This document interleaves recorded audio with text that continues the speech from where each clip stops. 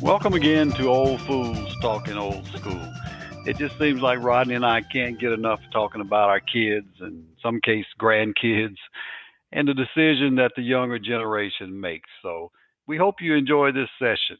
And but I've heard a couple of them say if they had to do it all over again. Of course, you can say that once you're financially secure, that he wouldn't know if he wouldn't do it again, you know. And even this big push with now parents not wanting to let their kids play tackle football until after they're about 10 or something like that. So I understand how parents are with their kids. I mean, you love your kids, but I don't think I would do that if my kid really wanted to play, because dangers are everywhere. Hell, he could get messed up riding his bicycle, you know.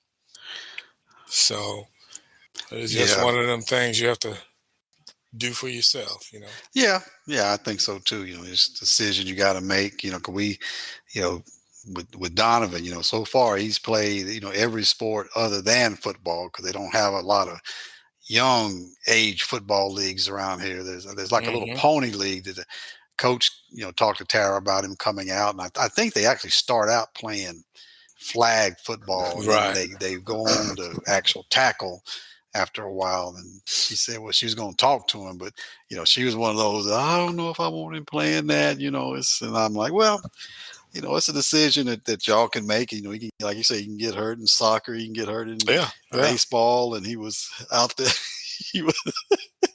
he was playing at t-ball, and the coach sort of rotates who he puts at catcher, and he started Donovan off at catcher. Of course, you know, they have a mask on and that little, like the old school, you know, chest protector kind of thing on, and he was catching, and you know, most of the balls, you know, went by him, but he caught a few. But anyway, on one of his throwbacks to the pitcher, he hit the batter in the head.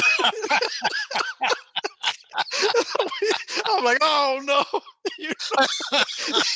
The guy, and what made it so bad? You know, he hit him. I mean, he didn't hit him hard, but yeah, he hit him a pretty good look. You know, of course they have to wear helmets and everything. So he hit him in the head, throwing the ball back. Two innings later, same little kid up to bat. You know, this is you know, coach pitch t-ball. Coach throws the ball and hits the guy in the hand. The kid in the hand, and you know that getting hit on the hand with a bat in your hand is hurt. Man. You know, so yes, of course, you know, the coach runs up there to him, and his father come out, who's a coach, also comes out, and you know, they're trying to say, "Yeah, you're tough, and you can see he's crying like, "No, I ain't tough. I don't want to play no more." And the dad is trying to get him to stay in the game and stuff. You know, they brought him some Gatorade out, said, drink some of this, drink some of that. He's rubbing on his hand and everything. And poor little thing. I said, now Donovan done hit him in the head. The coach done hit him in the hand. He's probably thinking, this sport is dangerous. I'm telling you. And they don't want me to play football? Yeah, right. So, yeah, it was funny. I'm like, boy, they're having a rough time of it. Because we told Donovan, you know, to you know, try to pay, you know, more attention. He's just one of those kind that I don't know where he got it from, but whenever he throws the ball back, he's almost like he's a pitcher. He raises his leg up and chunks the ball, you know. And he did that. And we said, Donovan, next time move away from the batter a little bit more before you throw it. Right. Like I say, he hit the little kid right in the head. So you never know. Like you say, you just never know. Yeah, man. I understand. You know, when you see a little child there, you want to protect him as much as possible, but you can't protect him from everything. No, you can't. You can't. That's for sure. Yeah, so it's all good.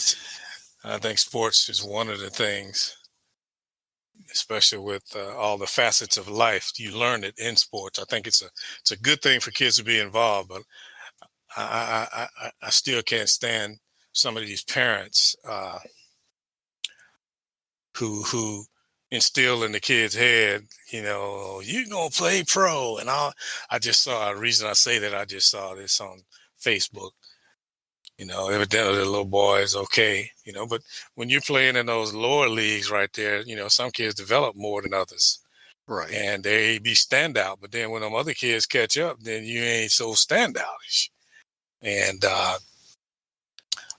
they showed a picture of the little boy going to he's like junior high, whatever it was a Sadie Hawkins dance or the prom. Anyway, of course, they had him dressed up like he was grown. I still don't get why these young kids want to wear these culotte looking pants like the women used to wear in our day. I mean, they hit him right mid calf. Yeah. And hugging on there, and he had them on. They were tight as all get out, and he had on some kind of shirt. But anyway, he had on these big old glasses like he was a movie star. And I assumed that it was his mom. She wrote in there, "I can see it now. I can see him stepping off a plane in the pros." And I'm like, "Oh, wait."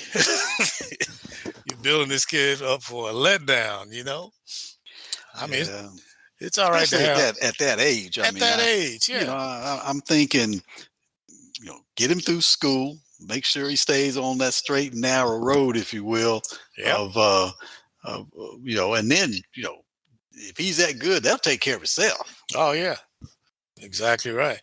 And plus too, even that's, that may be your aspiration. It may not be his. You fill in his head with that stuff, but in any event, that should be a plan B or plan C. You can't count on that. I trip out on some of these dudes up there. Like me and my brother-in-law talk about a guy we know. He's as old as we is, and boy, I bet you up until about 5 years ago, he still thought he was gonna get an NBA call up. Man, I'm like, when are you gonna finally wake the hell up? You got about 2,000 colleges sending 3 or 4 players at a time. Boy, you're in a big pool to get called out, and you ancient too. Now he could play though. I give him that. He could play, but man, come on now, be realistic. You got to at some point you can say, well, maybe this ain't my calling, But you got still some of these dudes out there, man. Just go to the gym, you'll see them. Yeah. Well, I just like this one episode of was it Divorce Court? I think it was Divorce Court I was looking at. This has been years ago. And the guy was like a, I don't know, 30-something-year-old guy. His dream was to be a rapper, and his wife was telling him, that train done left the station. I'm telling you.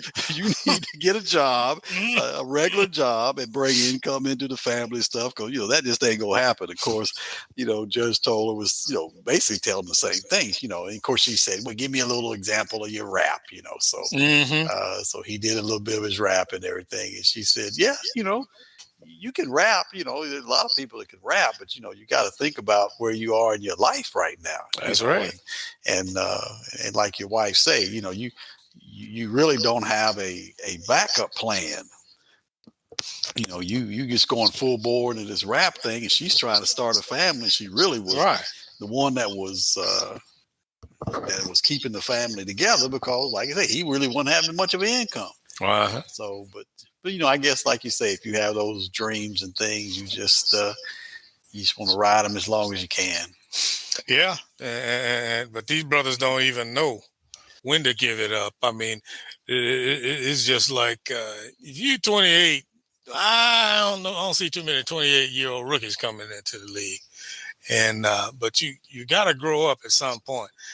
Just like that young lady was saying, hey brother, we need some benefits. Hell, we don't need no. I'm living my dream. Well, I don't want to be a part of that. You got to grow. I remember my son. I mean, all I ever did was encourage him to play sports, because I've always done it, and I just think it's a good thing. I still think it's a good thing. Oh, I don't know, Dad. I don't know. I said, listen. He said, well, I got me a job. I said, hey, boy, you're going to have the rest of your life to work. I said, you better enjoy this time. This is the time of your life right now. No, I don't think so, Dad. Okay. All right. So he graduates high school, and I made him go to college for that year and a half. I don't know, Dad. I said, boy, you sure find it easy to not do something. And I said, all right, go ahead. I let him stay here till that 4 years was up, and I said, okay, it's time to go. I said, see how quick that went by? You could have had your degree by now.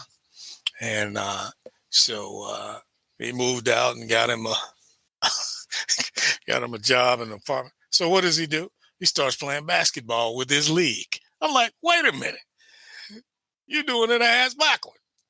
When I was telling you to play, that means me and your mom was gonna support you, and we were doing everything. You in high school and stuff. And he said, well, Dad. And I said, no, statute of limitations is up for that. You're a grown man. I said, I can't afford to have you out here hurting your knee. And then me and your mama got to take care of you. You need some benefits, bruh. And that basketball thing, it's all right to play a little bit on the side, but playing in a league and doing all this other stuff where you're more susceptible to have an injury, I said, bro, you need to work. But he finally learned. He did get hurt too. Hurt his ankle, but luckily he was able to keep his job. It's great to have dreams, but sometimes somebody got to bring you back to reality. Yeah, that's for sure. I'm just glad I was one of those that knew my limitations very early.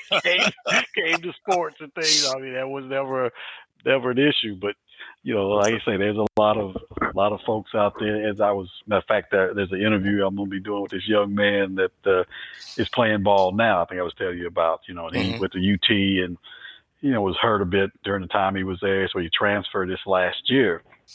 And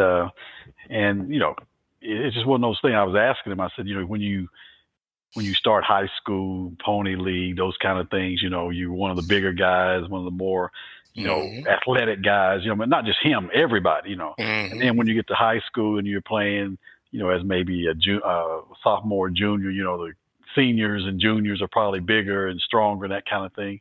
And then I asked him, well, when you got to college, what difference did you see there? And he said, the first thing he noticed was that they weren't so much bigger and faster than he was. It's just that they had that confidence he didn't have. And that was something that he said he had to develop over the years was that, especially in between the injuries and things he had. So he's gone off, this year. Matter of fact, he put a thing out there on Facebook about those. I can't remember the initials, but basically where you can get endorsements as a college. That new thing they got. NIL. NIL, yeah. He's put things out there that he was looking for some opportunities to do that and that kind of thing. But real nice young guy. Really, you can tell he's got his head together and everything. But yeah, there's no guarantees. I mean, you would. No. I think he was the first guy from my hometown, from my high school, that had been given a UT football scholarship in, seemed like they said, like 30 years. But like I say, there's no guarantees. You just can't hang your hat on that. But the thing that's good about him, he's got his degree. That's how he was able to transfer for another year, because he had his degree, and plus I think he got a year, like a redshirt year, above that because of the COVID year and those kind of things. So he's trying to go somewhere where he can hopefully reestablish his career and everything, and give it that one last year's push to hopefully make it to the big dance, as they call it. But yeah, like I said, there's no guarantees. No, there ain't no guarantees. And then if you really want it, like this young man sounds like he does, he ain't creating no other. Now, you ain't getting married and you ain't having no kids, because that brings other responsibility. If you're singularly focused on getting where you want to get, you can be 40 as far as I'm concerned, but you don't. All you got is you. If you have to eat at McDonald's 3 days a week, then that's just you. It ain't other That's what I can't understand, why these dudes want to get other responsibilities in there and still think they can singularly focus on that. You're crazy, And I mean, to each his own. What can you say? There's more than one way to skin a cat, as old folks used to say. But I mean, it's just like the young ladies, and I don't want to get on them, but man, don't. Why you messing with this dude that ain't even got a car? Ain't even. I mean, you're setting yourself up for failure. Unless he's striving to do something. And I'm gonna find one to talk, because hell, my wife had to buy my suit to get married. Yeah. Well, I think you can you can sort of see those guys who are just struggling, maybe just from the background they came from and stuff, and they, Right. that sort of that's the best they could do at the time, whether it's not have a car or just have a little piece of a car or whatever it may be, So I mean, you see those kind, but you can almost, tell the ones who, they're not going out trying to make that big move and get some Right. big car they can't afford and that kind of thing. They're just, happy with what they got and take care of what they got, and you just hope those kind of people do better. But there's others that you see and like, yeah, that's probably going to be your lot in life. Yeah. You ain't got in the car, you sponging off of somebody else, whether it's a girlfriend or the family or whatever. And yeah, you can almost see that in people who don't have that initiative to go out and try to do better. Yeah, Right. if you'll give me something, if you let me borrow yours here or there, well, I ain't got to buy me one. Right. So yeah, Right. you got different people have different attitudes when it comes to stuff like that. It's just like all those shows we talk about looking at during the day, every time it's almost guaranteed. When we get back home, you're going to move out my house because you didn't let him move in. He ain't got nowhere to have a roof over his head. That ought to tell you something right there, and I guess, bringing it personal again, I guess my wife said, well, at least he's in the military. Eventually, he'll be able to buy a suit. But I couldn't buy no suit because when we got married, I was young in the military. By the time I paid my rent, my car payment, and my insurance, hey, brother, I need to be out there on the corner talking about we'll work for food. Yeah, brother, I know we didn't make a whole lot back in that day. I know exactly what you're talking about. Yeah, man. So she was lucky that I was able to get the apartment, have a car, pay my car insurance, and have enough gas to drive all the way home to get married, let alone a suit. And I was on the outs with my family, so I was like, I ain't asking them for nothing, And so I said, hey, baby. I can only imagine what her parents say. Look at this. Yeah, I know that's the way I was when I went home. It's before me and man got married. I went home. That's when I had that white Cutlass. Me and my cousin Leroy drove home together. And man, I got home and I remember my car was parked in the driveway. I was out there, washing it up and getting it looking nice and everything. I looked down, man.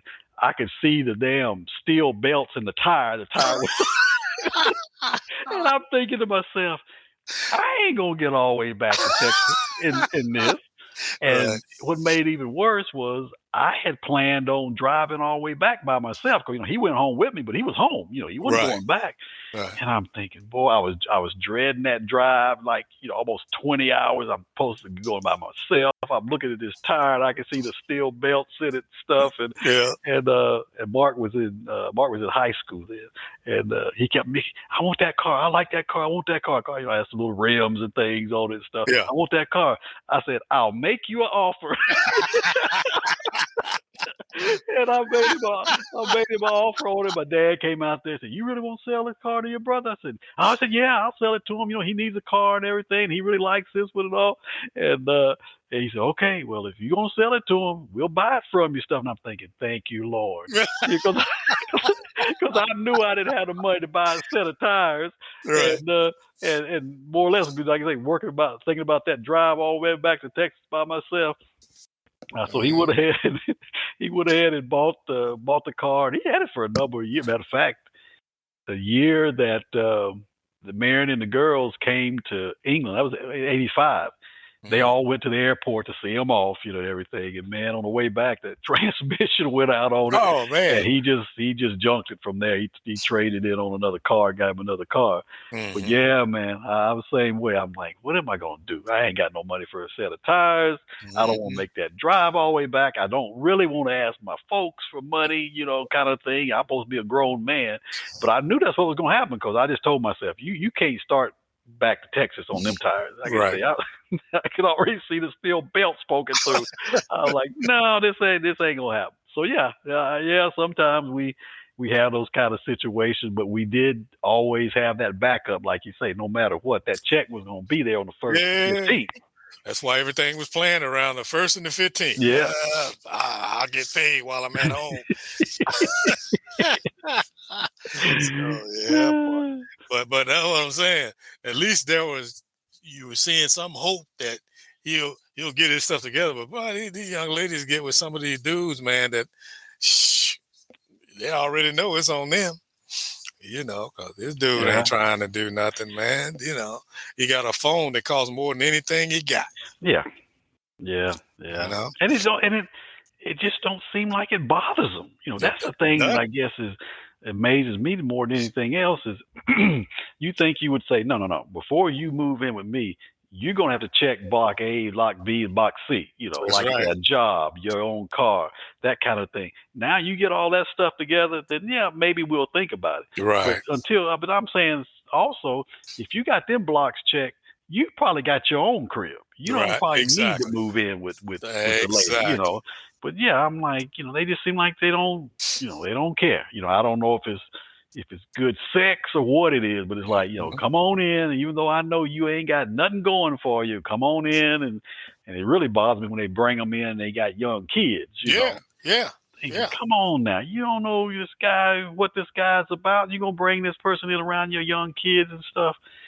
I just don't. Yeah, especially when you look at the alternatives. Okay, you got your own place. I got my own place. Well, I'll come over and see you sometime.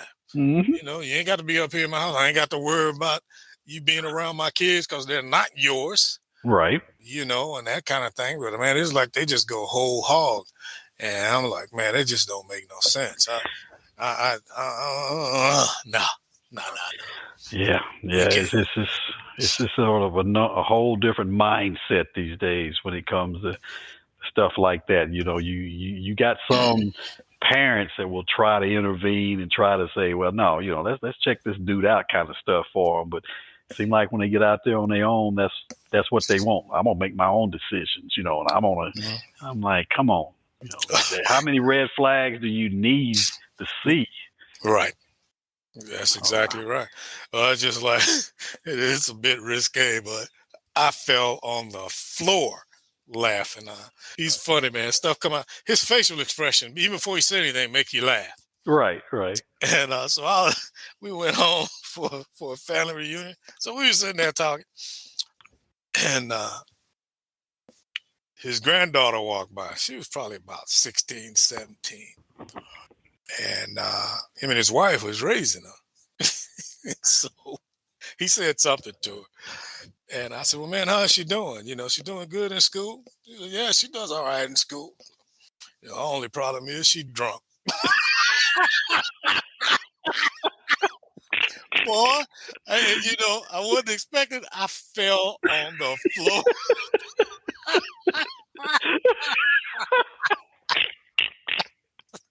I said, you said that about your granddaughter? Hell, it's the truth. She drunk. I was like, oh my God. Lord. Man. And I guess he was right because she had about 3-4 kids. Oh my goodness. Man, I fell out. I fell out. I had never heard that term before. So I guess it just it's everywhere. Yeah, it is. I mean, I don't know. I just think the world is so hard making your way in the world. It is. Besides doing things that sometimes can really weigh you down. And I even think about that in our situation with our grandson and stuff. And I'm just like, if Tara had to raise him on her own, how could she do that? Because I mean, she's very fortunate, they're here, so she doesn't have a mortgage, she doesn't have a rent to pay. Even though they had their own place at one time, she wasn't, didn't have Donovan then. Right. And between her sister and me and Marion, we always buying him stuff. She buys him stuff. I'm not trying to make it right. But I'm like, now what if you had to pay rent, utilities, cable, phone, car notes, gas now? Yeah, and gas and food and that kind of stuff all on your own. I just don't know how it could happen. I mean, she got a pretty good job with with the state out of the driver's license plate and stuff. But I mean, it ain't ain't no ton of money. Right. But Right. I'm just like I just wonder how these young kids make it. And like you say, when they got 2 or 3 kids, of course, I'm sure they're getting help from the state and all for that, getting money coming in. But still, it's just to think about it. Yeah. Yeah. And then I look at, parents today with this whole idea of I'm going to raise my kids. I'm going to do the things for them that was never done for me and all of that. And this, I want them to have better than what I have. And then you just totally messing them up because you know what? We didn't turn out too bad, but our folks didn't have nothing. We knew not to expect nothing. Right. And you got out there and you worked for what you got and you appreciated it and had that stick to itness. And so what's wrong with raising your kids to be like you? I say that all the time and I just can't, well, I want my kids to have better. Well, you know what? They will have better when you raise them up to work and get better. Mm-hmm. Yeah.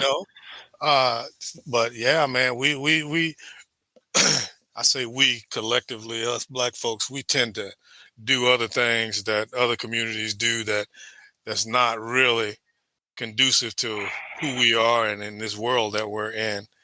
We have to, it worked all right before. If you think about all the 70s and 80s, and I'm not trying to excuse, there's some young folks doing some things now.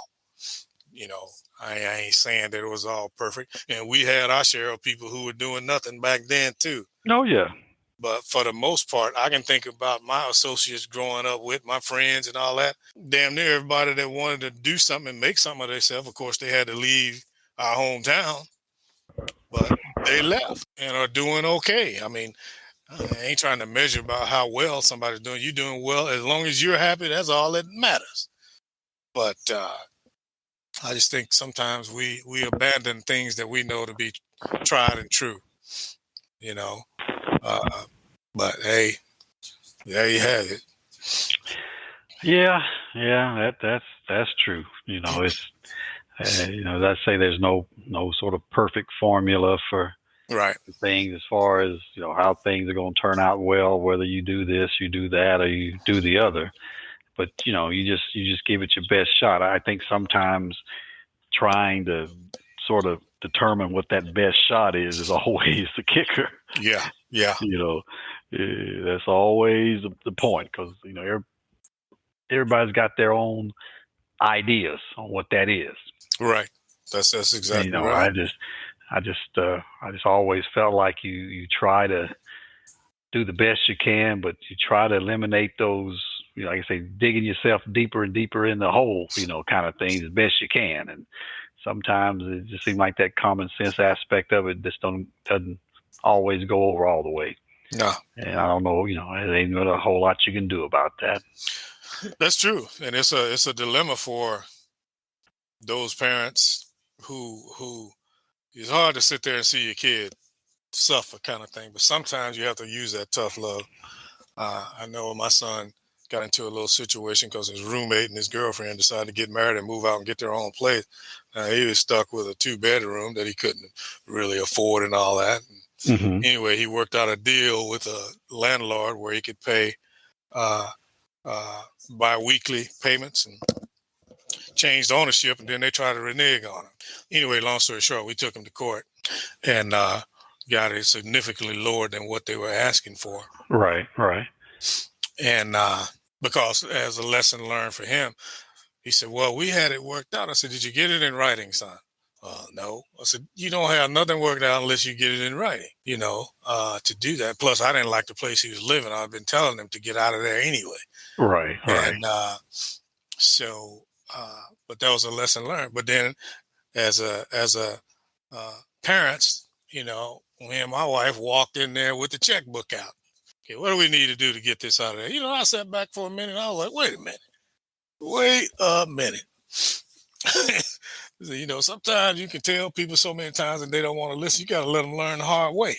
Mm-hmm. Mm-hmm. And so I said, look at something. I'm going to introduce you to something for people that ain't got no money. Well, I shouldn't say that. with people having hard times or whatnot. I said, I'm going to introduce you to a signature loan. let you pay your own way. You will learn from this one. And then the dang thing was so messed up, man. I went with him to the credit union to do it. They didn't want to give him a loan because he didn't have no bills. Right. I'm like, this is ass backward. Well, he doesn't show any credit. I said, well, you bought a car? And he said, well, it was in your name. I was like, oh, God. I had the cosign, of course. I said, but he was the one that was making the payment. You have his history. He did it through this institution. And the payment was automatically coming out of his check. How can you not see that? And so the lady's like, Mr. Turner, I understand. I said, well, okay. I said, I'm just venting. I let it go. But anyway, then I had to turn around and co-sign for his signature loan. So, but I wanted him to get the impact of your actions instead of somebody coming along and paying it and making it right. And I think he got the message on that. So, yeah, been there, done that, brother. Yeah, I know. Been there, done that. So I know exactly what you're talking about, because we've had some of those situations too. Yeah, but that you, like you say, you want to teach a lesson, but just like I said before, you don't want to dig such a hole that they'll never get out of it. Right. So it's like sometimes you say, well, no, I'm just going to let them, like you say, learn that hard lesson. Mm-hmm. And then you think about it and like, well, don't want the hard lesson to be such that, like you say, they never get out of it, never get on their feet. So I didn't have that safety net growing you up. Better know it. And my wants and desires were very minimal growing up, because I know I didn't have the family that could do those kind of things. I always sort of had in my mindset, I want to get my own. That way I ain't got to worry about it. That's exactly right. But sometimes I think, when you have that safety net around, and you know that mom and dad ain't gonna let you fall off that cliff. I don't think it's consciously in their minds, but I think back there somewhere it is. I know they ain't gonna let me fall off the cliff, so I'm just gonna go as close to the edge as I can, and they're gonna throw me that safety line kind of thing. I'm waiting. Yes, sir. You can't help but to be there because you've done it so many times before. Like I said, I walked in the door, pulling out, and I was like, okay, I know, let's take care of this. And I was like, wait a minute. It's time for you to feel that crunch. Yeah. But I've done those same things. I tell them, you have the best interest rate going. I'm telling you. I'm not going to charge you any interest rate, but you're going to pay me back. Yeah. You're going to pay me back. But I said, I'm going to give you the best deal going. I'm not going to charge you any interest rate. And, I'm going to give you, a year or whatever it is. I'm going to make it easy on it, 'cause I know, you ain't making a lot of money, but you got yourself in this predicament, and you're going to have to bear some of that load too. So yeah, we'll get you out. Because if you don't learn the lesson. If you don't appreciate it. So I'm like, yeah, we're going to bail you out, but guess what? This is your installment plan. We're going to go ahead. We're going to divide that by 12, and every month I need that amount of money. That's right. So yeah, we've done that same thing too when it comes down to managing the kids. And it's funny, you keep saying kids, and I'm thinking, the girls will be almost 40 next year. Man. So they're no longer kids. That's right. As my mom used to always say, they're always your kids, kind of thing. Oh, but I don't know. I just look back and compare, Marion and I's situation at their age, and I'm thinking by that age we had them, and they were a number of years old. We had our own house, we had our own cars, we had our careers going, and I'm like, well, things change, and I know you can't always compare what we did and what you should have done, kind of thing. But it was a little bit different situation. It is, and simply because of the way they were brought up, where just like I was talking to my son one time, I said, you don't know what it's like to be hungry, do you? Now, would Rodney really let his son go hungry? Listen for the next session to find out. Thank you for joining us for this edition of Old Fools Talking Old School. Peace.